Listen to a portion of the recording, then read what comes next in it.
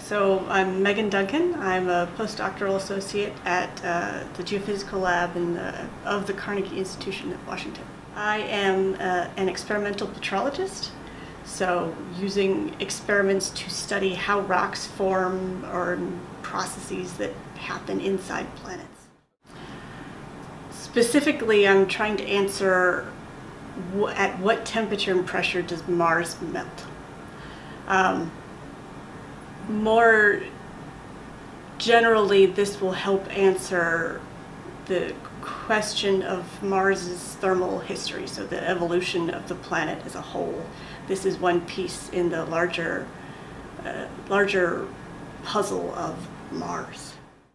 Really, when the mantle, so when the inside of the planet starts to melt, it's a change of state, but at this point you can actually start to get volcanoes to form. So you don't get, say, volcanoes on the surface unless it's melting inside, because it has to get hot enough that you can actually turn solid rock into liquid rock. So we put our Mars powder inside of a capsule, whichever we've decided we want to use, and then we stick that inside an octahedron, which is going to help squeeze it in a kind of a homogeneous way, so with the word hydrostatic. It'll be a hydrostatic pressure medium, so that means that the pressure on the sample is coming in from the same amount on all sides. And then we put it inside of 8 tungsten carbide cubes, and then stick those inside the machine itself, and then we just essentially squeeze it.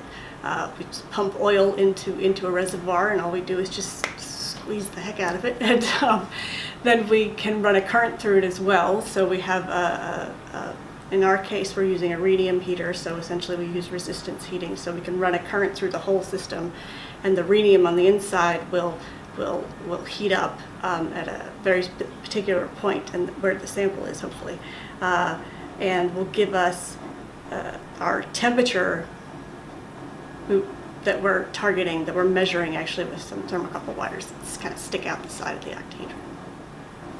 So ultimately, this will tell us exactly at what particular pressure temperature conditions the solidus of Mars is. I have a poster at AGU Wednesday morning, where all the results of what we have done so far will be presented.